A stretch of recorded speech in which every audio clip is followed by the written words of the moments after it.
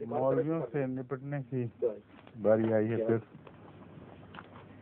अल्लाह निपटे, इतना इस कदर जुल्म करते हैं मुस्लिम अलैहिस्सलाम और जमात के खिलाफ, झूठ, तकरीर, तहरीफ और इल्ज़ाम तहरीफ का लगाते हैं। अजीब बात है। बहरहाल ये तो हमारी मजबूरी है, अब इनसे निपटना ही होगा। मुल्तान की इनकी मरकजी जो है खत्म नबूवत का दफ्तर, उन्होंने एक पेपर शाया किया। अच्छा, कुरान मजीद में रद्द बदल, उसमें जो एतराज़। अच्छा, एक बड़ा इल्ज़ाम जमात पर ये लगाया जाता है उलमा मौलवियों की तरफ से कि कुरान करीम में हज़रत मसीह अलैहिस्सलाम ने नाउज़ बिल्लाह मिन ज़ालिक वाज़ेह तहरीफ की है, रद्द व बदल किया है, जिससे अपने मकासद की तायीद पेश नज़र है। वो समझते हैं कि अगर ये आयतों में जो वो कहते हैं तब्दीली की गई है, अगर ना की जाती तो हज़रत मसीह अलैहिस्सलाम के दावे और मकासद के ख़िलाफ़ कुरान की गवाही बनती। ये रूह उन्होंने बनाई है, वजह ये बयान की है। ये अमदन ये इसलिए कहते हैं ताकि साहब किताबत की गलती का जो उसूल मुसल्लम है उस शिक से निकाल कर एक दूसरी शिक में दाखिल करें, और बड़ी होशियारी और चालाकी से ये बात जान कर लिखते हैं। हालांकि एक भी जगह ऐसी नहीं जहां वो गलतियां हज़रत मसीह मौऊद अलैहिस्सलाम के मौक़िफ़ पर कोई तायीदी असर डालती हों। जैसा कि अब तफसील से मैं गुफ्तगू करूंगा, उनका होना ना होना जमात के इल्म कलाम के साथ कोई भी ताल्लुक़ नहीं रखता, बल्कि लुत्फ़ की बात यह है कि अगर आयत के कादिब ने गलत लिख भी दी तो उसके नीचे तर्जुमा मसीह अलैहिस्सलाम ने दुरुस्त लिखा हुआ है, जिससे पता चलता है कि हज़रत मसीह अलैहिस्सलाम के ज़हन में जो उस वक्त आयत थी वो सही और दुरुस्त आयतें तो सब दुरुस्त ही होती थी, मगर कातिब की गलती तर्जुमे में दाखिल नहीं हुई। इसलिए ऐसे मौके पर इन मौलवियों का ये इल्ज़ाम तो खुद ब खुद मुनज़्ज़म हो जाता है, कुछ भी उसकी हैसियत बाकी नहीं रहती कि अपने मकसद के लिए। एक दफ़ा मुझसे एक दफ़ा मौलवी साहब ने आके गुफ्तगू भी की थी, लंबी एक फहरिस्त लेके आए थे। उनसे मैंने कहा कि इन बातों पे पहले फैसला कर लो, ये जो गलतियां, अगर फ़र्ज़ करो ये गलतियां नहीं थी बल्कि बिल इरादा था, तो एक जगह साबित करो कि इससे जमात अहमदिया के मौक़िफ़ को तक़वियत मिलती है। और हज़रत मसीह अलैहिस्सलाम ने उससे इस्तिफ़ादा किया है। आईं बाईं शाईं करके इधर उधर भागे। तो ये जो मैं बताना चाहता हूँ जमात को कि ये जो हल्की सी बात लिख देते हैं बज़ाहिर, इसमें मकसद ये है ताकि किताबत की गलतियों की शिक से इन तमाम गलतियों को अलग करके तहरीफ की शिक में दाखिल कर दें। और ये बात इतनी जाहिलाना है कि इनकी अकल पर इंसानी अकलें सर पीटें तो कोई बईद नहीं। हज़रत मसीह अलैहिस्सलाम का मुकाबला खुले बंदों सारी दुनिया के मौलवियों और मुआनिदीन और पादरियों से भी था, सब दुनिया के कौमों से था। इस्लाम की सच्ची तस्वीर आज दुनिया के सामने पेश कर रहे थे, और वो तहरीफ शुदा आयतें उनके इल्म में ना आती उस वक्त। और क्यों इस बात को मबसूमाना बनाया गया कि तुमने ये दलील फलां बात पर कायम की है और असल यूं है, इसलिए वो दलील टूट गई। कहीं भी ये जिक्र नहीं चला। और कोई आदमी होश के नाखून ले कर ही नहीं सकता। बड़े बड़े उलमा हज़रत मसीह अलैहिस्सलाम के मौय्यद बने, बड़े बड़े चोटी के उलमा ऐसे जिनके पास हम को भी अक्सर दूसरे उलमा नहीं पहुंचते, उन्होंने हज़रत मसीह अलैहिस्सलाम की बैत की, पूरी तरह आपकी तायीद में मुस्तैद हो गए।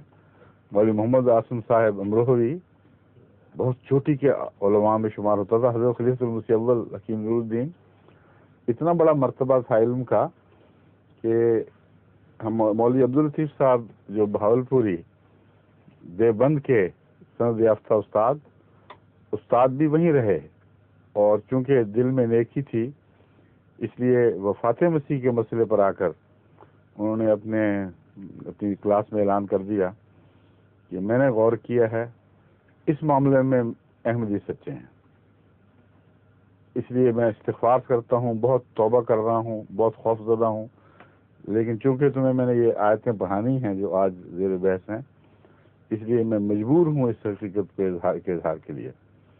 बहुत चोटी के आलिम थे। اور اس سے جب خدا تعالیٰ نے ایک نیکی کی توفیق دی تو پھر اگلا سلسلہ تو پھر بہت آسان تر ہوتا چلا گیا. چنانچہ مولوی صاحب ہمارے استاد بھی تھے، حضرت مولوی عبداللطیف صاحب بہال پوری. قرآن کریم کے ساتھ بہت عشق تھا اور بڑا گہرا فہم ان کو عطا ہوا تھا. کئی تفسیریں بھی لکھی ہیں. انہوں نے مجھے بتایا خود، کہتے ہیں ہمارے دیوبند میں علماء کہا کرتے تھے کہ مرزا صاحب کی کتابوں کے علم سے تم متاثر نہ ہونا اگر تم پڑھو گے تو، کیونکہ یہ ان کو مولوی نور الدین پڑھاتا ہے اور یہ ساری باتیں وہ بہت بڑا عالم ہے. تو دیوبند میں بھی حضرت خلیفۃ المسیح اول کے علم کے چرچے تھے. وہ بھی قرآن کے حافظ تھے. سارے علماء بزرگ چوٹی کے ساتھ بیٹھے ہوئے تھے. کسی کے ایک کے ذہن میں بھی یہ خیال نہ آنا اور پھر کھلم کھلا ان سب کو نعوذ باللہ دھوکہ دینا جو ایمان لائے ہوئے تھے آپ کی صداقت پر، اس دعوے پر کہ قرآن 100% درست ہے. صرف یہی نہیں بلکہ ایک اور بات میں یہاں ضمناً بتا دوں. میں ہر آیت پر تفصیلی بحث کروں گا. ضمناً بتانا ضروری سمجھتا ہوں کہ یہ سارے علماء وہ ہیں جو ایسے مسالک سے تعلق رکھتے ہیں جو قرآن کریم میں اس کے ناسخ منسوخ کے قائل ہیں. اور ناسخ منسوخ کا مطلب یہ ہے کہ بعض آیتوں نے بعض دوسری آیات کی تنسیخ کر دی ہے، جس کا مطلب یہ ہے کہ قرآن میں شک کا دروازہ کھل گیا اور آیتوں کی ترمیم اور تحریف جو الگ معاملہ رہا، قرآن کریم کی طرف ہی تحریف اور تبدیلی منسوب کر رہے ہیں.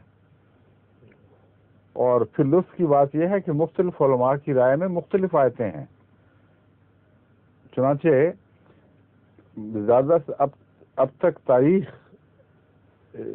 سے ثابت ہے، جو ان علوم سے تعلق رکھنے والی تاریخ ہے وہ مراد ہے میری، کہ 500 آیات تک مختلف مسلمان علماء نے مختلف وقتوں میں ناسخ منسوخ کے تابع لا کر ان پر شک کا سایہ ڈال دیا کہ اس نے نسخ کر دیا، اس کو دوسری آیت منسوخ ہو گئی. اور پھر آپس میں بحث جب چلی تو بعضوں نے کم بیان کی، بعضوں نے اور کم بیان کی. یہ بحث چل پڑی کہ کون سی واقعتاً ناسخ ہے، کون سی واقعتاً منسوخ ہے، کون سی نہیں ہے، جس کے نتیجے میں 500 آیات پر شک کا سایہ ڈال دیا گیا، جبکہ قرآن کریم فرماتا ہے ذالک الکتاب لا ریب فیہ ھدی للمتقین. پہلی سورہ بقرہ کی آیت سے ہی سبق نہ لیا کہ قرآن کریم تو ایک ایسی کتاب ہے جس میں شک کا کوئی سوال ہی پیدا نہیں ہوتا. متقی ہو اگر تو تمہیں کہیں شک دکھائی نہیں دے گا. تو ناسخ منسوخ نہیں، مصیبت ڈال دی.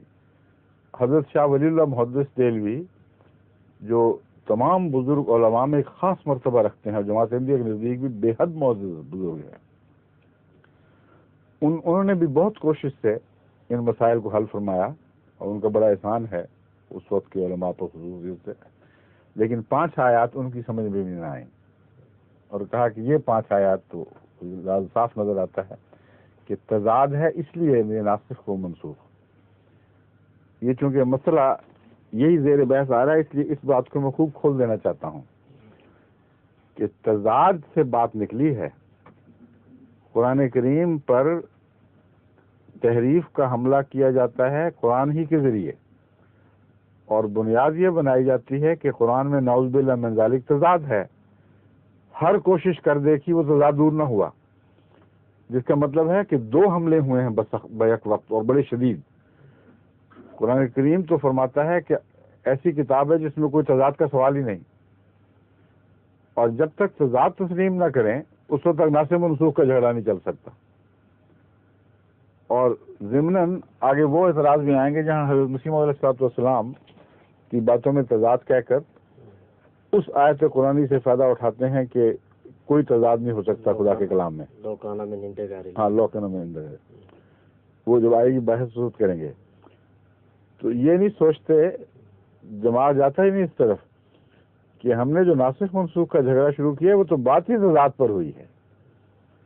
ناسخ منسوخ سے مراد یہ ہے کہ علماء نے قرآن کریم کی بعض آیات کو بعض دوسری آیات کے مخالف سمجھا اور عقل کے گھوڑے دوڑائے لیکن کچھ سمجھ نہ آئی، اور بعض آیات کو اس لیے مخالف سمجھا کہ ایک جگہ تعلیم کچھ اور دکھائی دیتی ہے، ایک اور جگہ کچھ اور دکھائی دیتی ہے، اس لیے انہوں نے یہ خیال کیا کہ غالباً یہ آیت پہلے نازل ہو گئی تھی اور اللہ تعالیٰ کو بعد میں خیال آیا کہ یوں درست نہیں ہے، تو دوسری جگہ پھر ایک اور آیت نازل فرمائی اور کہا پہلی منسوخ، اور یہ بھی واضح نہ کیا کہ منسوخ کر دیے میں نے، بلکہ ایک شک میں مبتلا کر دیا امت کو۔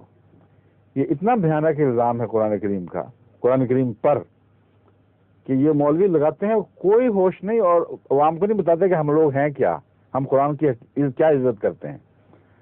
یہ حضرت مسیح موعود علیہ السلام تھے جن پر یہ اب تحریف کا الزام لگا رہے ہیں، جنہوں نے بانگ دوہل اعلان کیا کہ ایک بھی آیت قرآن کریم کی نہ ناسخ ہے نہ منسوخ ہے، ایک شوشہ بھی حضرت مسیح موعود علیہ السلام لکھتے ہیں نہ نسخ کرنے والا ہے نہ منسوخ ہے۔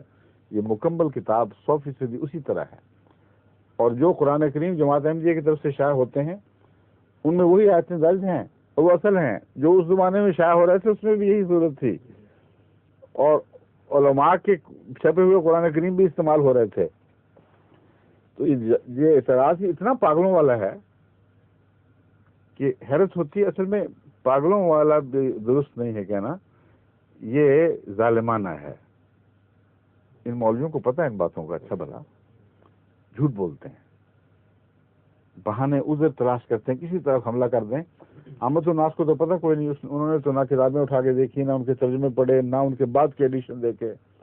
حالانکہ اگر یہ دوسرے ایڈیشنز کا یہ مطالعہ کر لیتے یا انہی آیات کو انہی کتب میں دوسری جگہ دیکھ لیتے تو پتہ چلتا کہ کوئی تحریف نہیں ہے، یہ کاتب کی غلطی ہے یا یادداشت کی غلطی بھی ہو سکتی ہے۔ اب مجھے یاد ہے میں نے بارہا قرآن کریم کے حوالے اپنے استدلال میں دیے ہیں، ذہن میں مضمون رہتا ہے، وہ مضمون لازماً وہی نکلتا ہے، لیکن پڑھنے میں بعض دفعہ زیر زبر کی یا کوئی ایک لفظ کی غلطی ہو جاتی ہے۔ آج کل کا زمانہ اور ہے، مجھے بے شمار ایسی سہولتیں حاصل ہیں، ہم فوراً ان کی درستی کرتے ہیں۔ بعض دفعہ بولنے میں سوال جواب کی مجلس میں ہوتی ہے تو ہم اس کو ٹھیک کرا لیتے ہیں۔ حضرت اقدس مسیح موعود علیہ السلام کی آغاز میں تو بالکل تنہا جنگ تھی، اور اتنا کام کا بوجھ تھا، اتنا زیادہ آپ مصروف تھے، اور اتنے مختلف محاذ کھول رکھے تھے اسلام کے حق میں کہ اس سلسلے میں اگر کوئی آیت مضمون درست یاد رہا ہو اور پڑھنے میں لفظی غلطی ہو گئی ہو تو یہ بھی ہرگز مواخذے کے لائق بات نہیں۔ اگر یہ غلطی ہونا گناہ ہوتا تو قرآن کریم میں پیچھے سے لقمہ دینے کا، آیت نماز میں پیچھے سے لقمہ دینے کا کیا مضمون جاری ہوا ہے؟ مولویوں کو یہ بھی بھول گیا ہے کہ وہ مسئلے ہم فقہ میں پڑھتے ہیں۔ قرآن کریم کی تلاوت کے وقت اگر امام غلطی کرتا ہے تو مقتدیین کو یہ حکم نہیں کہ مار مار کے اس کا حلیہ بگاڑ دو، اس نے تحریف کر دی ہے۔ یہ حکم ہے کہ سبحان اللہ پڑھ کے یاد دلاؤ یا درستی کرو، لقمہ دو، اور یہ لقمے دیتے پھرتے ہیں ایک دوسرے کو۔ بعض لوگ تراویح کے وقت بار کتابیں لے کے بیٹھے ہوتے ہیں قرآن کریم، کہ ان کو یہ بھی اعتبار نہیں کہ ہمیں پوری طرح یاد ہوگا، اس لیے پھر وہاں سے باہر سے لقمے دیتے ہیں۔ یہ ساری تحریف چل رہی ہے۔ رسول اکرم صلی اللہ علیہ وسلم نے جو ذکر فرمایا، کتنے فطرت شناس رسول تھے، جانتے تھے صاحب سے ایسی باتیں ہو جاتی ہیں، اور پھر جس نے 100 سے زائد کتابیں لکھی ہوں اس میں 7 آیتیں نکال کے ناچ رہے ہیں، اور وہ آیتیں بھی انہی کتابوں میں دوسری جگہ درست درج ہو چکی ہیں، اور اگر کہیں نہیں ہوئی تو جماعت نے اپنے ایڈیشن میں ان کو درست کیا، اور مسیح علیہ السلام کی تحریر نہیں بدلی، جس سے قطعی طور پر ثابت ہوتا ہے کہ استدلال پہ اس کا کوئی اثر نہیں تھا۔ یہ ہے پس منظر اس مضمون کا، جس کی روشنی میں اب میں آپ کے سامنے ایک اعتراض، ان کی زبان، ان کے لہجے مولویوں کے آپ کے سامنے رکھتا ہوں، اور پھر اس پر گفتگو کروں گا۔ اعتراض نمبر 1، دیکھیے قرآن پاک کی وہ آیات جو آن حضرت صلی اللہ علیہ وسلم سے متعلق ہیں، ان آیات بینات پر مرزا قادیانی کس طرح غاصبانہ قبضہ کرتا ہے، چند نمونے پیش کیے جاتے ہیں۔ یہ جو پہلا مضمون ہے عنوان، یہ تحریف کا نہیں ہے، یہ اس بات پر مسلمانوں کو اشتعال دلایا جا رہا ہے کہ حضرت اقدس مسیح موعود علیہ الصلوۃ والسلام کو اللہ تعالیٰ نے الہاماً جو یہ فرمایا، یہ مرزا صاحب کا اپنا بنایا ہوا الہام ہے، اور یہ وہ آیت قرآنیہ ہے جو حضرت مسیح موعود حضرت رسول اکرم صلی اللہ علیہ وسلم کو مخاطب کرتے ہوئے قرآن میں نازل ہوئی۔ اول تو پہلی بات یہ سوچنے والی ہے کہ ان کے نزدیک تو ساری وہی ہے جو اپنی طرف سے بنائی ہوئی ہے، تو پھر قرآن کے افتراء کی کیا بحث چلی؟ پھر تو نعوذ باللہ یہ مفتری ہے جس نے خدا پر افتراء باندھے، پھر ان 7 یا 4 یا 20 آیتوں کو نکال کر یہ کیا بحث ہے؟ بیٹھے ہوئے بیوقوف ہو، تمہارا تو الزام یہ ہے کہ خود بناتا تھا، خود گھڑتا تھا، اور ہر لفظ خود بنایا ہوا ہے، تو جس نے خدا پر ویسے ہی براہ راست اس طرح باندھ رکھا ہے، اس نے رسول اللہ صلی اللہ علیہ وسلم والی چند آیات اپنے اوپر لگا لی، تو تمہیں اس سے کیا پھر خاص فائدہ پہنچے گا؟ اس لیے خلط مبث ہے۔ اگر یہ خلط مبث نہ ہو تو پھر یہ تسلیم کرنا پڑے گا کہ ان کے نزدیک باقی الہامات تو درست ہیں جو اللہ تعالیٰ نے فرمائے ہوں گے ضرور، کیونکہ اس میں رسول اللہ صلی اللہ علیہ وسلم والی آیات نہیں ہیں۔ یہ آیات جو آن حضرت صلی اللہ علیہ وسلم کے لیے خاص ہیں، یہ مرزا صاحب کی اپنی بنائی ہوئی لگتی ہیں۔ اس لیے یہ بھی تو غور کرنا چاہیے، احمدیوں کو سمجھ لینا چاہیے کہ یہ سارا قصہ اپنا مولویوں کے اندرونی تضاد کو ظاہر کر رہا ہے، ان کی سوچوں کو، ان کی فکروں کو، کہ جو شخص مفتری کہتا ہے کلیتاً، اس کا پھر آگے حق ہی کوئی نہیں کہ یہ فلاں جگہ سے کیوں چنی، فلاں جگہ سے کیوں چنی۔ جو مفتری ہے خدا پہ جھوٹ بول رہا ہے، پھر آگے کیا باقی رہ گیا؟ تو قرآن پر بولے، حدیث پر بولے، ساری باتیں ضمنی اور ثانوی رہ جاتی ہیں۔ اصل تو کلام الہی بنانے والا مفتری ہے، جس کے متعلق قرآن کریم فرماتا ہے کہ من اظلم ممن افترا علی اللہ کذبا، وہ کون اس سے زیادہ ظالم ہو سکتا ہے جو اللہ پر افترا کرتا ہے؟ افترا کا ہی تم الزام لگا بیٹھے ہو، تو باقی بحثیں چھوڑو، پھر یہی بحث چلے گی کہ خدا تعالیٰ کلام فرماتا تھا کہ نہیں فرماتا تھا۔ مگر اب میں بتاتا ہوں وہ آیات جو ان کو بہت تکلیف پہنچا رہی ہیں۔ کہتے ہیں مرزا قادیانی لکھتا ہے، میرے پر وحی ہوئی، قل یا ایھا الناس انی رسول اللہ الیکم جمیعا، کہ اے لوگو میں تمہاری طرف سب کی طرف جمیعاً رسول بنا کے بھیجا گیا ہوں۔ اب سوال یہ ہے کہ یہ آیت لازماً حضرت اقدس محمد مصطفیٰ صلی اللہ علیہ وسلم کے متعلق ہے، لیکن جب مسیح دنیا میں نازل ہوگا، ان کے نزدیک سچا ہوگا، تو وہ کیا وہ آیت اپنے متعلق پڑھے گا کہ رسول الی بنی اسرائیل، میں صرف بنی اسرائیل کا رسول ہوں؟ کیا کہے گا وہ دنیا کو؟ اگر حضرت محمد رسول اللہ کا پیغام عالمگیر ہے اور تمام دنیا کے ہر انسان کے لیے آنے والے مسیح نے خدا کی طرف سے نمائندہ بن کے اترنا تھا، تو وہ کون سی آیت کا اپنے لیے انتخاب کرے گا؟ رسول الی بنی اسرائیل والا؟ اس کو تو پھر صرف بنی اسرائیلی نبی بنا دیا جائے گا اور سارے مسلمان رد کر دیں گے کہ ہمارے پاس کیا کرنے آئے ہو۔ یا اس آیت کا انتخاب ہوگا اس کے لیے جو محمد رسول اللہ کے ذل میں، آپ کی غلامی میں لازماً اس ریفارمر یا مصلح کو خدا تعالیٰ کی طرف سے الہاماً عطا ہونی تھی، جس کے سپرد یہ کام تھا کہ جو کام تمہارے آقا مولا محمد مصطفیٰ کا ہے وہی تمہارا ہے، جو دائرہ اس کا تھا اسی دائرے میں تم نے کام کرنا ہے، ورنہ لیظہرہ علی الدین کلہ کی بات پوری کس طرح ہوتی؟ ایک طرف اللہ فرماتا کہ تجھے ہم نے سارے جہانوں کے لیے قرآن کو غالب کرنے کے لیے بھیجا ہے، محمد صلی اللہ علیہ وسلم کا دین پھیلانے کے لیے بھیجا ہے، دوسری طرف کہتا کہ تجھے سب جہانوں کی طرف ہم نے پیغام دینے کے لیے بھیجا ہی نہیں، تو صرف چند مولویوں کے لیے کو پیغام دے دے اور بس کافی ہو گئی۔ یہ کیسا تضاد اللہ کے ہاں ہو جاتا، یہ عقل ہی نہیں کرتے۔ مگر اب آگے چلتے ہیں، پھر میں اس کی تفصیلی بحث بعد میں لے آؤں گا۔ کہتے ہیں الہام ہوا تو سراج منیرہ ہے، چمکتا ہوا چراغ ہے۔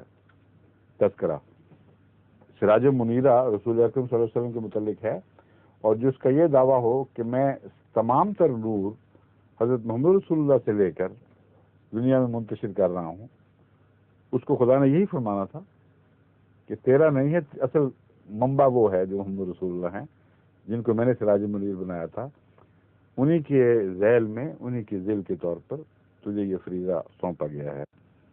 الہام ہوا یا ایھا المدثر، یہ بھی رسول اللہ صلی اللہ علیہ وسلم کے متعلق خصوصیت سے الہام ہے.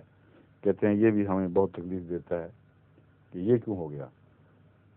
اگر تو خدا نے کیا تو پھر خدا سے لڑتے رہو، کیوں ہو گیا. اور اپنی طرف سے بنایا تو میں پہلے ہی جواب دے چکا ہوں کہ ساری وہی اپنی طرف سے بنا لی ہے تو پھر اس سے کیا فرق پڑتا ہے. الہام ہوا وما ارسلناک الا رحمۃ للعالمین، اس کا جواب پہلے میں اس کو سمجھا چکا ہوں. انی رسول اللہ علیکم جمیعا والی بات ہی اس آیت میں ہے. مترجمہ یہ ہے کہ ہم نے تجھے تمام جہانوں کے لیے رحمت کے سوا اور کچھ نہیں بنا کے بھیجا، یعنی ہم نے تجھے سارے جہانوں کے لیے رحمت بنا کے بھیجا ہے. الہام ہوا انا اعطیناک الکوثر، آگے کہتے ہیں اے بریکٹ میں مرزا، یعنی اللہ تعالیٰ فرماتا ہے اے مرزا ہم نے آپ کو کوثر دیا. الہام ہوا انا اعطیناک الکوثر، رسول کریم صلی اللہ علیہ وسلم کو کوثر عطا فرمایا ہے. اگر کسی کا یہ دعویٰ ہو کہ وہی چشمہ ہے کوثر کا جس سے میں فیض یاب ہو کر آگے دنیا کو دے رہا ہوں، اور یہ خدا نے مجھے عطا فرمایا ہے، تو یہ اس میں تکلیف کی یا جھگڑنے کی کیا بات ہے. حضرت مسیح موعود علیہ السلام تو خود فرماتے ہیں کہ این چشمہ رواں کے بخل کے خدا دے ہم یا قطرے ہی بحر کمال محمد، کہ یہ جو تم میرے ہاتھ سے ایک بہتا ہوا چشمہ عرفان کا دیکھ رہے ہو، یہ محمد رسول اللہ کے سمندر سے ایک قطرہ ہے. اور انا اعطیناک الکوثر میں محمد رسول اللہ کے کوثر سے فیض یاب ہونے کی خوشخبری، اور یہ پیغام ہے کہ تو کچھ اور پیش نہیں کر رہا، 100% وہی پیش کر رہا ہے جو تیرے آقا و مولا کو ہم نے عطا کیا تھا. اسی چشمے سے فیض رسانی کی ہم نے تجھے اب طاقت بخشی ہے. کہتے ہیں تمام مسلمان جانتے ہیں کہ منجبہ تمام آیات میں رسول رحمت صلی اللہ علیہ وسلم سے خطاب ہے، لیکن آگے لکھتے ہیں مسلمہ پنجاب، رسول صلی اللہ علیہ وسلم کے متعلق یہ لفظ بولتے ہیں.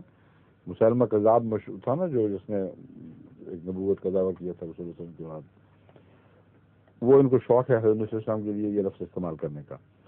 مرزا قادیانی ان تمام آیات کو اپنے سے منسوب کرتا ہے، اور پھر بریکٹ میں لکھا ہوا ہے نعوذ باللہ من ذالک لعنت بر تو و برکار تو، تجھ پر لعنت ہو اور تیرے کاموں پر لعنت ہو کہ تو نے کیا کر دیا. اگر جھوٹا ہے تو خدا اس سے بڑی لعنت ڈالتا ہے، مولوی کی لعنت کا تو فرق ہی کوئی نہیں پڑتا. اور اگر سچ ہے تو پھر یہ لعنت ان پہ الٹے گی، اور اب میں بتاتا ہوں کہ الٹے گی کیسے. ابھی آپ کے سامنے سارا مضمون بیان ہوگا تو آپ کو سمجھ آ جائے گی. پہلی اصولی بات، کیا قرآن کریم کی آیات کسی امتی پر الہام نازل ہو سکتی ہیں کہ نہیں؟ یہ بحث سب سے پہلے ضروری ہے. سرتاج صوفیہ حضرت شیخ محی الدین ابن عربی فرماتے ہیں تنزل القرآن علی قلوب الاولیاء من قطع ما کونہ محفوظ لهم ولکن لهم فوق الانزال وهذا لبعضهم، یعنی قرآن کریم کا ولیوں کے دل پر نازل ہونا منقطع نہیں ہوا. قرآن کریم کا ولیوں کے دل پر نازل ہونا منقطع نہیں ہوا، باوجود ہی کہ وہ ان کے پاس اصلی صورت میں محفوظ ہے. کہتے ہیں یہ جو قرآن کریم محفوظ ہے یہ تو دیکھ سکتے ہیں، پڑھ سکتے ہیں، اس کے باوجود نبیوں ولیوں کے اوپر قرآن کریم کا نزول منقطع نہیں ہوا. لیکن اولیاء کو نزول قرآن کا ذائقہ چکھانے کی خاطر ان پر نازل ہوتا ہے، اور یہ شان بعض کو عطا کی جاتی ہے. کیا اچھا ذوق، میں دیکھتا ہوں کہاں لکھا ہوا تھا. یہ دیکھو ملا کے بعض دفعہ لکھنے میں غلطی لگ جاتی ہے. ایک اب آگے یہ بحث بھی آئے گی. ایک کاتب نے ایک خاص چیز کہیں لکھی تھی، اس کو بڑا مولوی اعتراض کرتے ہیں. الف الگ ہو اور تو اور بات ہے، الگ ساتھ مل جائے تو اور مضمون بن جاتا ہے، بعض دفعہ دھوکہ لگ جاتا ہے. بعض دفعہ الف ہوتا ہی نہیں، لیکن اس طرح اس کو لکھا جاتا ہے ایک حرف کو کہ وہ لگتا ہے الف لکھا گیا ہے. تو یہاں ذوق کی زال کو واو سے ملا دیا گیا ہے، دیکھیں نا وہ فوق بن گیا ہے. تو یہ لکھنے کی غلطیاں ہو جاتی ہیں. یہی تو ہم بحث کر رہے ہیں.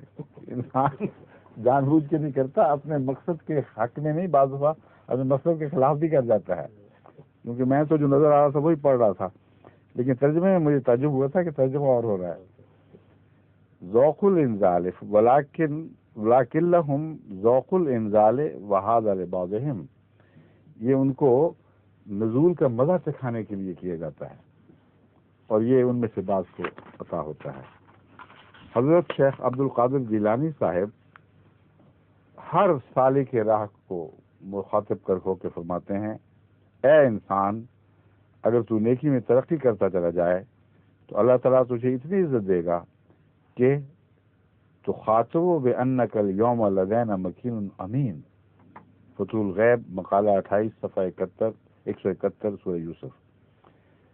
یہ آیت ہے انک اليوم لدینا مکین امین، سورہ یوسف کی آیت ہے کہ تو آج سے ہمارے ہاں معزز مرتبے والا اور قابل اعتماد آدمی شمار ہوگا. حضرت شیخ عبد القادر صاحب جیلانی کا استنباط یہ ہے کہ اگر اے سالک تو اپنے راہ میں ثابت قدمی دکھائے اور ترقی کرتا چلا جائے تو خدا تجھ سے مخاطب ہوتے ہوئے یہی بات فرمائے گا جو حضرت یوسف علیہ السلام کو مخاطب فرمائی گئی. یہ حضرت یوسف ہی ہے نا مخاطب اس میں کہ کبھی عمل جانا. حضرت مجدد علی ثانی رحمۃ اللہ علیہ کو بیٹے کی پیدائش سے قبل، اب سن لیجئے، الہام ہوا انا نبشرک بغلام اسمہ یحییٰ. یہ حضرت زکریا کو الہام ہوا تھا، حضرت یحییٰ کی خوشخبری دی گئی تھی. قرآن کریم کی آیت ہے اور یہ سورہ مریم کی 8ویں آیت ہے. ہم تجھے ایک ہونہار بچے کی بشارت دیتے ہیں جس کا نام یحییٰ ہے. چنانچہ حضرت مجدد علی ثانی رحمۃ اللہ علیہ کے گھر بیٹا پیدا ہوا اور اس کا نام آپ نے یحییٰ رکھا. تو اب یہ بتائیے، جو آیت چنی گئی قرآن سے ایک نبی کو مخاطب کرتے ہوئے فرمائی گئی، یہ مولوی صاحب جو حضرت مسیح صلی اللہ علیہ وسلم کے متعلق کہتے ہیں لعنت برتو برکار، تو کیسی بدبختی ہے. ان کو یہ خیال نہیں آتا کہ ان کی لعنتیں کتنے سفر کرے گی اور کہاں کہاں تک پہنچیں گی، اور ہر جگہ سے الٹ کر ان پر پڑیں گی. کوئی مولوی آج ہے جو حضرت مجدد علی ثانی پر لعنت بھیج سکتا ہو؟ اس لیے میں بتا رہا ہوں، یہ جو مسیح موعود پر جس طرح ڈالی گئی ہے وہاں سے جس طرح الٹی ہے ان کے اوپر، اسی طرح ہر جگہ جو حوالہ میں دوں گا وہاں سے الٹے گی ان پر. اس لیے ہمیں کچھ کہنے کی ضرورت نہیں، اللہ تعالیٰ کا نظام ہی ایسا ہے. جو ناجائز حملہ کرتا ہے کسی بزرگ پر، خدا کے فرشتے اس کو جواب دیتے ہیں. حضرت ابوبکر صدیق رضی اللہ تعالیٰ عنہ سے متعلق روایت آتی ہے، ایک مرتبہ آپ کے خلاف، آپ کے متعلق کوئی بات کہی جا رہی تھی ناپسندیدہ اونچی بات سے. رسول اللہ صلی اللہ علیہ وسلم سن رہے تھے. کچھ عرصہ تک حضرت ابوبکر صبر سے خاموشی سے سنتے رہے، آخر خود جواب دیا. تو رسول اکرم صلی اللہ علیہ وسلم نے فرمایا کہ ابوبکر جب تک تو خاموش رہا ہے خدا کے فرشتے تیری طرف سے جواب دے رہے تھے، اب وہ چھوڑ کے چلے گئے ہیں، اب تو نے اپنے ہاتھ میں لے لیا. تو بعض دفعہ جب گالیاں دی جاتی ہیں پاک بندوں کو، بعض دفعہ کہ ہمیشہ ہی اگر وہ کسی وجہ سے صبر کریں، بعض دفعہ زبان جواب دینا پڑتا ہے لوگوں کی اصلاح کے لیے، ان کی تعلیم کے لیے، مگر اگر جب بھی وہ صبر کرتے ہیں ان پر وہ لعنت ڈالنے والوں پر وہ لعنت خدا کے فرشتے ڈالتے ہیں. تو لعنت برتو برکارے تو، یا لعنت برتو برکارے تو، یہ وہ بات ہے جو بار بار دہرائی جائے گی. جہاں تک کسی امتی پر ان آیات قرآنیہ کا الہام نزول کا تعلق ہے جن میں خالصتاً رسول اللہ صلی اللہ علیہ وسلم کو مخاطب فرمایا گیا ہے، تو اب سنیے مولوی عبد الجبار غزنوی صاحب کی باتیں. عبد الجبار غزنوی صاحب جماعت احمدیہ کے شدید ترین معاندین میں سے ہیں، ان مولویوں کے سرداروں میں سے ہیں جو مولوی ہمارے پیچھے پڑے ہوئے ہیں. ان کے سر خیل ہیں، یہ جو ان کا حملہ اور دستہ ہے اس کے آگے کھڑے ہوتے ہیں. یہ ان کی ایک کتاب ہے اثبات الالہام والبیع، یعنی الہام کے جاری رہنے کے ثبوت کے طور پر اور بیعت سے متعلق مسائل درج کیے جا رہے ہیں۔ ان لوگوں کے جواب میں جو بر صغیر کے مشہور اور صاحب کشف و الہام بزرگ حضرت مولوی عبداللہ غزنوی صاحب کے الہامات پر اعتراض کیا کرتے تھے، یہ اب قلم اٹھا رہے ہیں۔ عبدالجواد غزنوی صاحب اس خاندان کے ہیں جن کے بزرگ مولوی عبداللہ غزنوی صاحب کے متعلق میں نے بیان کیا ہے۔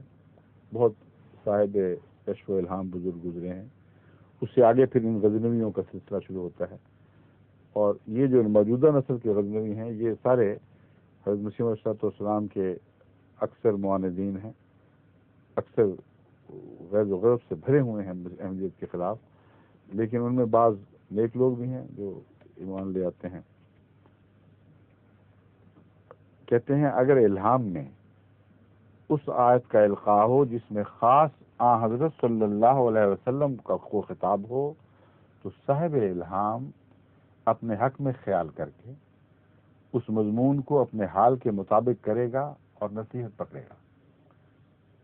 یعنی وہ الہام ہو جو حضور اکرم صلی اللہ علیہ وآلہ وسلم کے لیے مخصوص ہے، وہ اگر کسی اور کو الہام ہو تو وہ اپنے ذات پر اس کو صادر کرے گا اور اس کے مطابق اس سے نصیحت پکڑے گا۔ اگر کوئی شخص ایک آیت کو جو پروردگار نے جناب رسول اللہ صلی اللہ علیہ وسلم کے حق میں نازل فرمائی ہے اسے اپنے پر وارد کرے اور اس کے امر و نہی اور تائید و ترغیب کو بطور اعتبار اپنے لیے سمجھے تو بے شک وہ شخص صاحب بصیرت اور مستحق تحسین ہوگا۔ کہتے ہیں ایسی آیت نازل فرمائی ہے اسے اپنے پر وارد کر کے، یعنی وہ خود ہی اپنے اوپر لگائے، تو یہ بھی بہت ہی عمدہ بات ہے، نہایت ہی پیارا فعل ہے، اور صاحب بصیرت آدمی ایسی باتیں کرتا ہے۔ اگر کسی پر ان آیات کا القاء ہو، پہلی بات اور ہے الہام کی نہیں، یہ کہتے ہیں پہلے اپنے اوپر جو رسول اللہ صلی اللہ علیہ وسلم کے متعلق آیات ہیں ہر مومن کو حق ہے کہ وہ اپنے اوپر ہی صادق کر لے ان کو، اور یہ اہل بصیرت کا کام ہے اور بہت ہی خوبصورت کام ہے۔ پھر فرماتے ہیں اگر کسی پر ان آیات کا القاء ہو جن میں خاص حضرت کو خطاب ہو، مثلا الم نشرح لک صدرک، کیا نہیں کھولا ہم نے واسطے تیرے سینہ تیرا، ولسوف یؤتیک ربک فترضی فسیکفیکہم اللہ فاصبر کما صبر اولو العزم من الرسل واصبر نفسک مع الذین یدعون ربهم بالغداة والعشی یریدون وجہہ فصل لربک وانحر ولا تطع من اغفلنا قلبہ عن ذکرنا واتبع ہواہ ووجدک ضالا فہدی۔ تو بطریق اعتبار یہ مطلب نکالا جائے گا کہ انشراح صدر اور رضا اور انعام ہدایت جس لائق یہ ہے علی حسب منزلہ اس شخص کو نصیب ہوگا، اور اس امر و نہی وغیرہ میں اس کو حضرت کے حال میں شریک سمجھا جائے گا۔ امر و نہی کے حال میں اس کو حضرت صلی اللہ علیہ وآلہ وسلم کے حال میں شریک سمجھا جائے گا۔ کہ عام بزرگان امت یا ولیوں کی باتیں ہو رہی ہیں، جو مسیح موعود ہے اس کا مطلب تو بہت ہی بلند تر ہے ان لوگوں سے، اس کو اگر خدا تعالیٰ الہام فرمائے تو ان کو تکلیف پہنچتی ہے، لیکن عام ہر کس و ناقص میں سے کسی کو ہو جائے تو کہتے ہیں کوئی ایسی بات نہیں، یہ تو صاحب بصیرت کی علامت ہے۔ اچھا اب سنیے وہ آیات جو خصوصیت سے حضرت اقدس محمد مصطفیٰ صلی اللہ علیہ وآلہ وسلم کے متعلق تھیں، اور ان کے بزرگ مولویوں نے کھلم کھلا بیان کیا کہ ہمیں الہام ہوا ہے۔ حضرت مولوی عبداللہ غزنوی صاحب ان کے ہی باپ دادا کے حوالے دیتے ہیں، سوان عمری میں درج الہامات سے چند مثالیں سن لیجیے۔ ان کی سوال عمری جو لکھی گئی ہے، سوان مولوی عبداللہ غزنوی مولفہ مولوی عبد الجبار غزنوی اور مولوی غلام رسول۔ الہام جو ہوا ہے نیسرک للیسرا، بار بار الہام ہوئی آیت، یہ سورہ اعلیٰ کی آیت ہے۔ وَإِنِ اتَّبَعْتَ أَهْوَاءَهُمْ بَعْدَ الَّذِي جَاءَكَ مِنَ الْعِلْمِ مَا لَكَ مِنَ اللَّهِ مِنْ وَلِيٍّ وَلَا وَاقٍ، سورہ رات کی 38ویں آیت ہے۔ یہ منوان اسی طرح جو حضرت صلی اللہ علیہ وسلم کے متعلق ہے، کہتے ہیں مولوی عبداللہ غزنوی کو خدا تعالیٰ نے الہام عطا فرمائی۔ وَلَئِنِ اتَّبَعْتَ أَهْوَاءَهُمْ بَعْدَ الَّذِي والی آیت جو ہے یہ سورہ رات کی 38ویں آیت ہے، اس میں دو آیتیں نہیں ملائی گئیں۔ وَلَئِنِ اتَّبَعْتَ أَهْوَاءَهُمْ والی آیت جو الہام ہوئی ہے حضرت اقدس محمد رسول اللہ کے متعلق، لیکن سورہ رات کی آیت ہے، اس میں دو آیتیں نہیں جوڑی گئیں۔ دوسری آیت وَاصْبِرْ نَفْسَكَ مَعَ الَّذِينَ يَدْعُونَ رَبَّهُمْ بِالْغَدَاةِ وَالْعَشِيِّ، یہ جو ہے غداۃ والعشیّ، یہ آیت جو ہے یہ وجہ تک سورہ کہف 29 سے لی گئی ہے۔ فَإِذَا قَرَأْنَا فَاتَّبِعْ قُرْآنَهُ ثُمَّ عَلَيْنَا بَيَانَهُ، یہ القیامہ 19 سے لی گئی ہے۔ آگے سنیے، اگلی آیت ہے لا تمدن عینیک الی ما متعنا بہ ازواجا منہم زہرۃ الحیات الدنیا، کہ تو اپنی آنکھیں اس طرف ممتد نہ کر، اپنی نظر کو اس طرف نہ دوڑا، ما متعنا بہ ازواجا منہم، جو ہم نے ان کو دنیا کے فائدے کی چیزیں دی ہیں، جوڑا زہرۃ الحیات دنیا، یہ دنیا کی زینتیں ہیں، دکھاوے کی، خوبصورتی کی باتیں ہیں۔ کہیں مراد یہ ہے کہ تمنا کے ساتھ ان پر نظر نہ ڈال، یہ کاش یہ مجھے حاصل ہوتی۔ تمدن عینیک کا یہ مطلب ہے۔ حضرت محمد رسول اللہ صلی اللہ علیہ وسلم مخاطب ہیں واحد میں، اور مراد یہ ہے کہ ساری امت کو یہی نصیحت ہے، 100% آپ کتابیں سب کے لیے یہ ہے۔ دوسری یہ آیت جو ہے یہ سورہ طٰہٰ 133 سے، یہ 132 ہے، شاید 132 سورہ طٰہٰ 132 سے لی گئی ہے، اور الہام مسلسل ابھی جاری ہے، بیچ میں کوئی وقفہ نہیں آیا ہوا، اسی طرح لکھا گیا ہے۔ آگے ہے وَلَا تُطِعْ مَنْ أَغْفَلْنَا قَلْبَهُ عَنْ ذِكْرِنَا وَاتَّبَعَ هَوَاهُ وَكَانَ أَمْرُهُ فُرُطًا، صفحہ 36، یہ ان کی کتاب کا صفحہ 36 ہے۔ الکہف 29 سے یہ آیت کا ٹکڑا لیا گیا ہے۔ تو مسلسل دو باتیں جو حضرت مسیح موعود علیہ الصلوۃ والسلام پر یہ مولوی لوگ اعتراض کرتے ہیں، ان کا جواب ان کی کتابوں ہی سے، ان کے حوالوں سے میں آپ کو دکھا رہا ہوں کہ یہ الزام بھی جھوٹا اور لغو اور بے بنیاد ہے کہ اہل اسلام کے نزدیک قرآن کریم کی وہ آیات جو محمد رسول اللہ علیہ وسلم کے لیے خاص ہوں، وہ کسی امتی پر نازل نہیں ہو سکتی۔ اس لیے جس نے بھی یہ اختراع کیا ہے اس نے دوہرا گناہ کیا ہے، یہ بالکل جھوٹ ہے۔ ان کے اپنے مسلمہ علماء کی کتابوں میں ان کے متعلق یہ الہامات لکھے ہوئے ہیں۔ دوسرا الزام یہ لگاتے ہیں کہ مرزا صاحب مضمون کی روانی میں یا اپنے الہامات میں یہ جیسا کہ سمجھتے ہیں قرآن کریم میں رد و بدل کرتے ہیں، 2 آیتوں یا 3 آیتوں کو جوڑ کر ایک جگہ اکٹھا کر دیتے ہیں، جو سراسر ناجائز ہے۔ اس کا الگ جواب اور بھی آئے گا، مگر یاد رکھ لیں کہ الہام الہی جو ان کی مولوی صاحب کی طرف منسوب ہوا ہے، اس میں بین ہی یہی بات ہوئی ہے، اور ان کے آج کل کے مولویوں کو کسی کو ضرورت نہیں کہ ان کے اوپر ان کو مخاطب کر کے کہیں لعنت برتو و برکارے تو، لعنت برتو و برکارے دونوں طرح پڑھتے ہیں، اہل فارس تو غالباً برتو پڑھتے ہیں، یا اس کا تو بھی تلفظ ہے اور تو بھی تلفظ ہے۔ اچھا جی آگے چلیے۔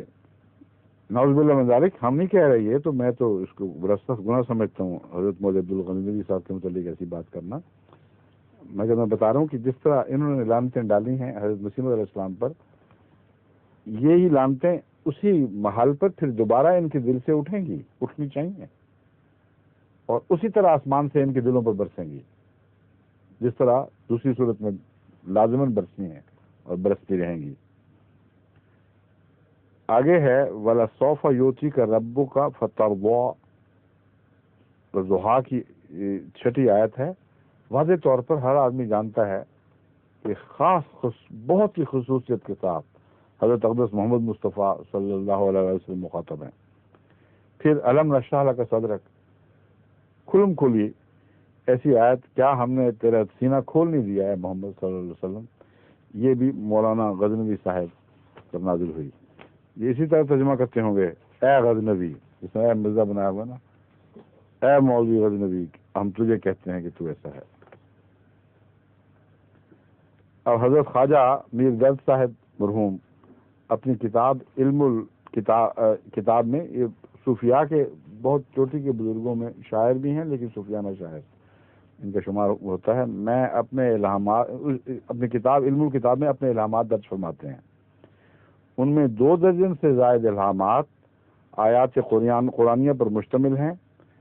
مثلا ان میں سے ایک الہام یہ بھی ہے، وَأَنذِرْ عَشِيرَتَكَ الْأَقْرَبِينَ، تو اپنے قریبی رشتہ داروں کو ڈرا، یہاں سے انذار شروع کر. خیرات گھر سے بانٹی جاتی ہے، یہ مضمون ہے. اور بین یہ الہام حضرت مسیح موعود علیہ السلام کو بھی ہوا، اور اس پر مولوی چیخ اٹھتے ہیں کہ دیکھو قرآن کریم کی وہ آیت جو رسول اللہ صلی اللہ علیہ وسلم کے لیے خاص تھی ان پر نازل ہو گئی. ان سب پر پھر وہی کیوں نہیں کہتے جو مرزا صاحب کے لیے تمہاری زبانیں کھلتی ہیں، یہ کیوں نہیں کہتے لعنت برتو و برکارتو، لعنت برتو و برکارتو؟ اگر کہتے ہو تو ہر لعنت تم پر الٹے گی، اور اگر نہیں کہتے تو خود تم لعنتی بن جاؤ گے، کیونکہ ایک جگہ اور معاملہ ہے، دوسری جگہ اور معاملہ ہے. تقویٰ باقی کہاں رہا؟ صرف شرارت و دشمنی باقی رہ گئی. لعنت سے بچنا محال ہے، بڑی مشکل میں پڑ گئے ہیں. ڈالیں تو تب الٹے، نہ ڈالیں تو ویسے جھوٹے ثابت ہوں. وہ بولوں تو ماں ماری جائے، نہ بولوں تو باپ کتا کھائے، وہی بات ہے ان کا وہی حال ہے ان کا. آگے سنیے. حضرت شیخ نظام الدین اولیاء ہندوستان میں، پاکستان میں، بر صغیر میں بہت ہی عظیم مرتبہ بزرگ ولی ہیں، جن بدنصیبی صرف یہ ہے کہ ان کی قبروں پہ اب سجدے ہو رہے ہیں، جن سجدوں کے خلاف انہوں نے ہمیشہ جہاد کیا اور توحید کو ایسی سوسائٹی میں پیش کیا جو شرک سے بری ہوئی تھی.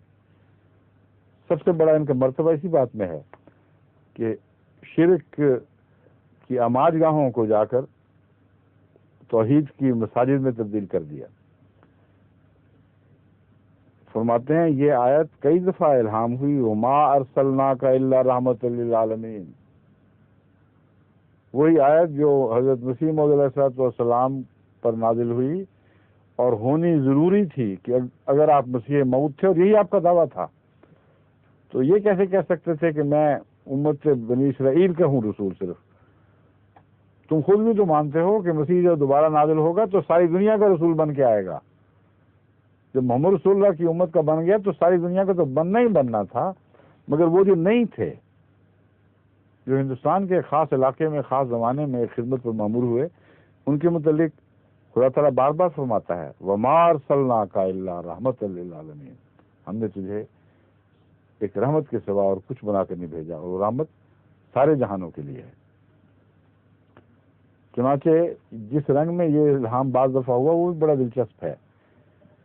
حضرت مخدوم گیسو دراز لکھتے ہیں، حضرت شیخ فرماتے تھے کہ کبھی کبھی کسی ماہ میرے سرحانے ایک خوب روح اور خوش جمال لڑکا نمودار ہو کر، یعنی اللہ تعالیٰ اس رنگ میں ظاہر ہوتا تھا، مجھے اس طرح مخاطب کرتا وما ارسلناک الا رحمۃ للعالمین، کہ ہم نے تجھے رحمۃ للعالمین کے سوا کچھ بنا کر نہیں بھیجا.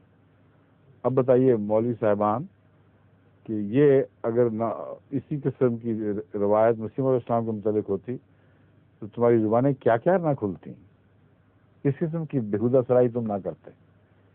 اب کر کے دکھاؤ. اب کہہ سکتے ہو نعوذ باللہ من ذالک لعنت برتو و برکارتو. حضرت امام عبد الوہاب شارانی رحمۃ اللہ علیہ، حضرت محی الدین ابن عربی رحمۃ اللہ علیہ کا مذہب یوں لکھتے ہیں. عبد الوہاب شارانی بہت صاحب مرتبہ عالم خدا ترس بزرگ گزرے ہیں. وہ کہتے ہیں حضرت محی الدین ابن عربی کا مذہب یہ تھا فَيُرْسَلُ وَلِيًّا ذَا نُبُوَّةٍ مُطْلَقَةٍ وَيُلْهَمُ بِشَرْعِ محمد صلی اللہ علیہ وسلم.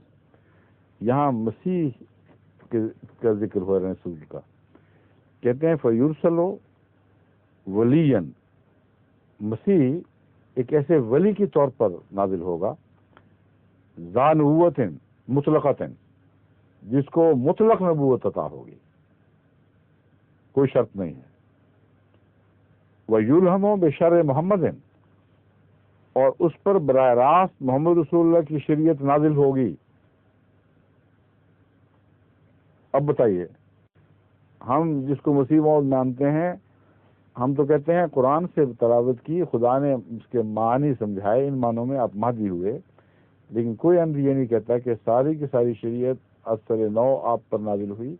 ہاں بعض آیات قرآنی بعض خاص ضرورتوں کے پیش نظر جو زمانے کی ضرورتیں تھیں ان کی طرف توجہ دلانے کے لیے، اور بعض اہم کاموں کی طرف آپ کو بار بار متوجہ کرنے کے لیے کہ تیرا کام کتنا وسیع، کتنا عالمگیر ہے، آپ کو وہی الہامات ہوئے جو اس سے پہلے کم تر اور چھوٹے دائرے میں محدود ان بزرگوں کو ہوئے جن کا تمہارے نزدیک حضرت مسیح علیہ السلام سے بہت بڑا مرتبہ ہے۔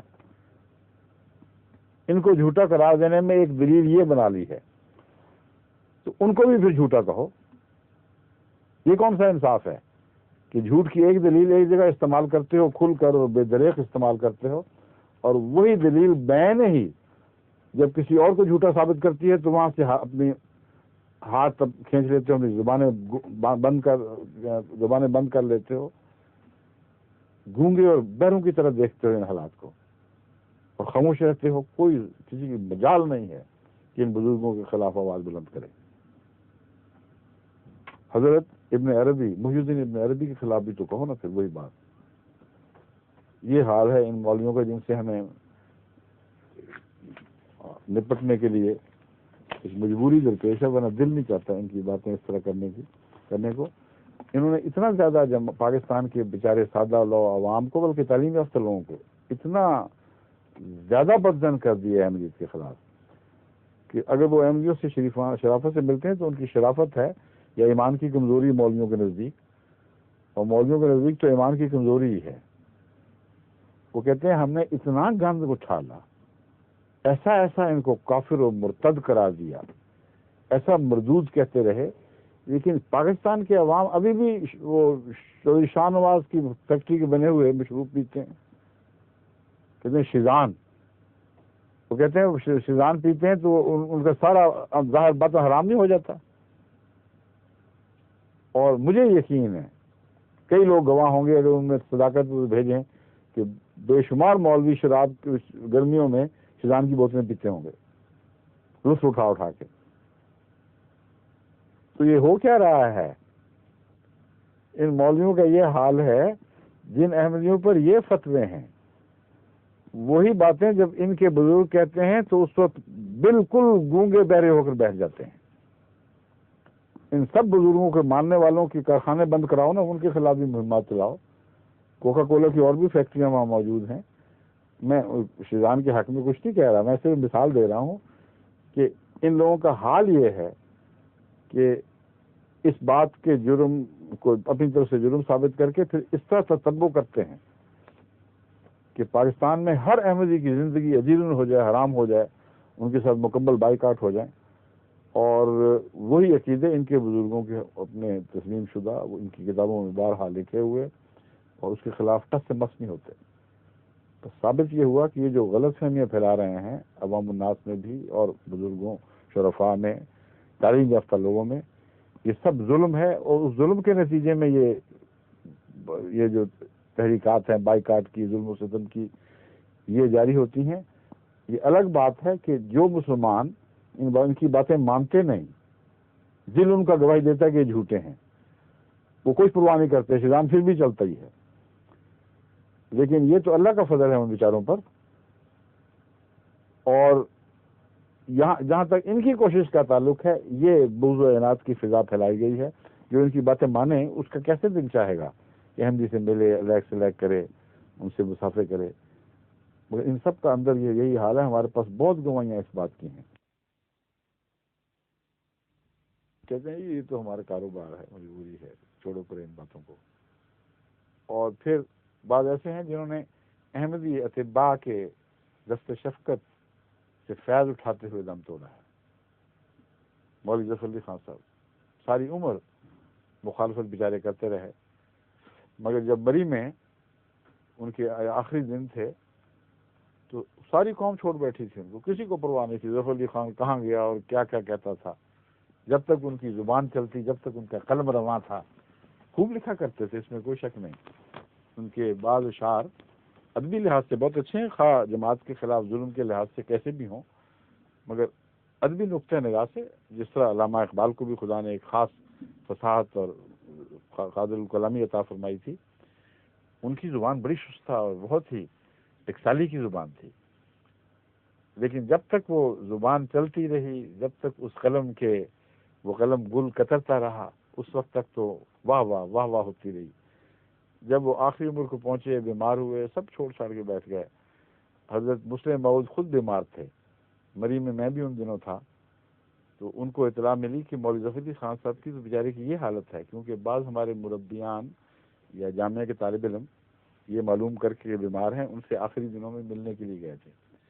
انہوں نے جو حالت قسم پرستی کی دیکھی ہے، بہت پریشان ہوئے، حضرت مسلم موعود کو پیغام بھیجا، حالانکہ خود اس وقت ضرورت تھی، ہر وقت ڈاکٹر ہے، آپ نے اسی وقت ڈاکٹر حشمت اللہ خان صاحب کو اور حکم دیا کہ بلا تاخیر فوراً چلے جاؤ اور کچھ نہیں ان کو اور کہنا، صرف ان کی بیماری کی خدمت کرنی ہے، ان کو دوائیں دینی ہیں، ان کا علاج کرانا ہے۔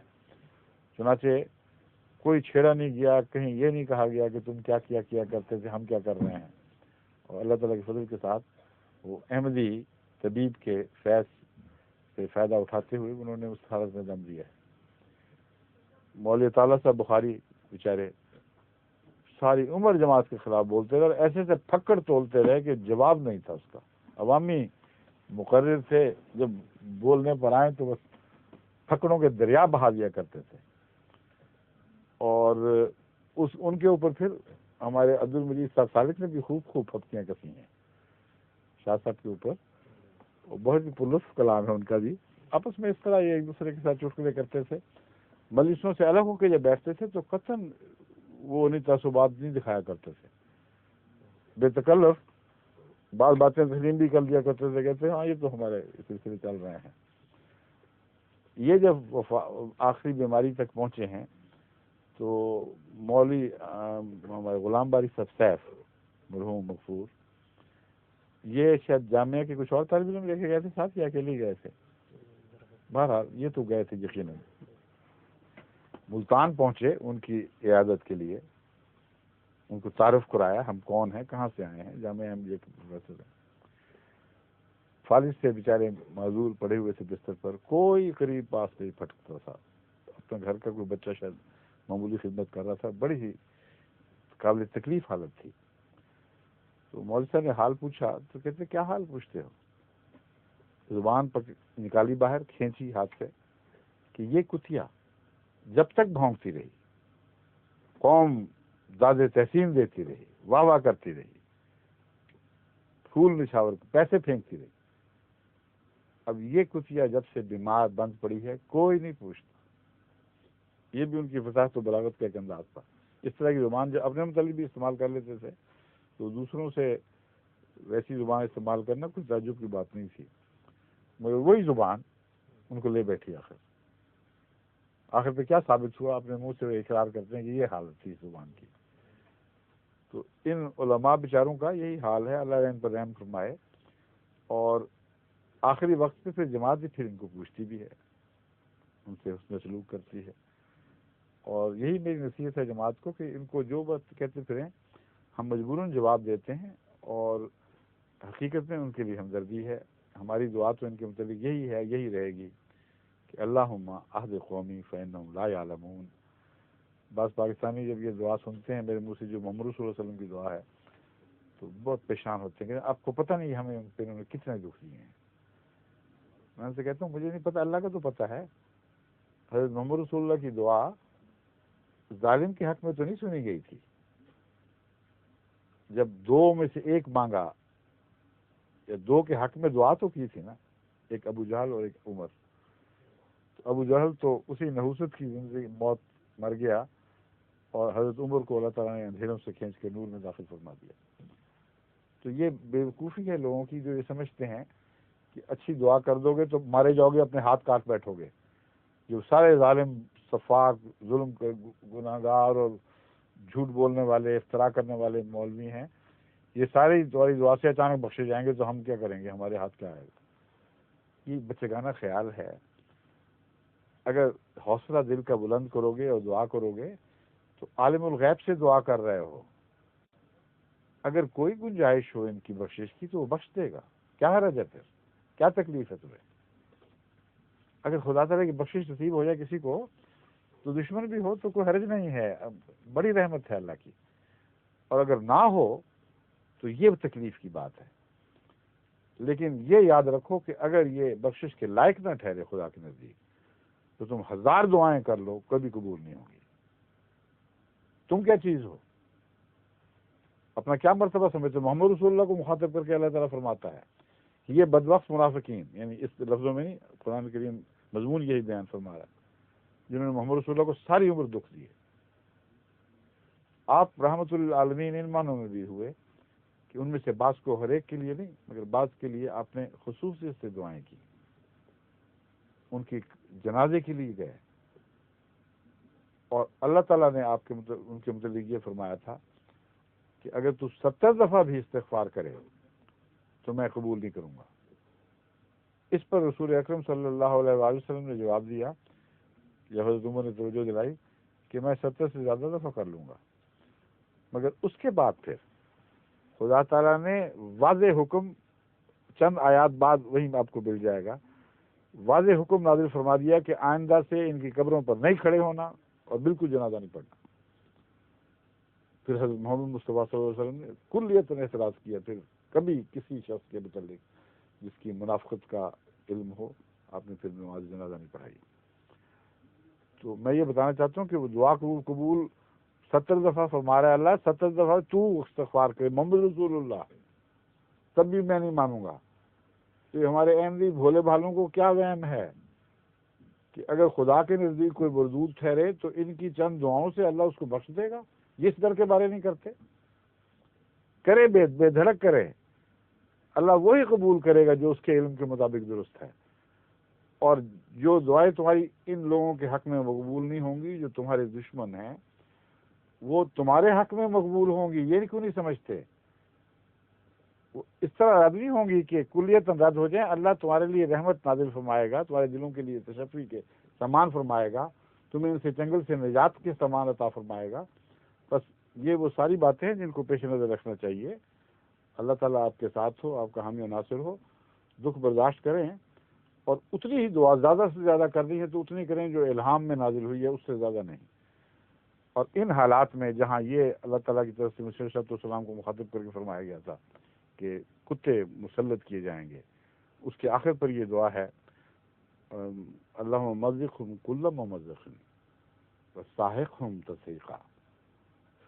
اے خدا، ان کا جتھا جو ہے وہ ہمارے خلاف بہت ظلم کر بیٹھا ہے، اب ان کو پارا پارا ٹکڑے ٹکڑے کر کے بکھیر دیجیے، جیسے پہلے بکھیرے جاتے رہے ہیں۔ ساحقہم تسحیقا، یہ جو بٹا دے ان کو، اب ان کی دشمنیاں نابود کر دے تاکہ شریف لوگ ہدایت پا سکے، ان کی شر سے بچ سکے، یہ مضمون ہے۔ یہ کرے آپ بے شک، اس پر مجھے کوئی اعتراض نہیں ہے، کیونکہ الہامی دعا ہے، اللہ تعالیٰ بہتر جانتا ہے، جس نے سکھائی ہے وہی جانتا ہے کس حد تک کن معنوں میں اس کو قبول فرمائے گا۔ بس یہ اس دعا کی میں آپ کو تحریک کرتا ہوں، باقی اپنے دل میں خیر ہی رکھیں، کوشش کریں، جو اپنے ظالم کے حق میں خیر کی دعا چاہتا ہے اس کا مرتبہ خدا کے نزدیک بہت بڑھتا ہے، آپ کے اندر خود پاک تبدیلیاں پیدا ہوں گی۔ اللہ آپ کا حامی ناصر ہو۔ السلام علیکم۔ ظہور مہدی آخر زمان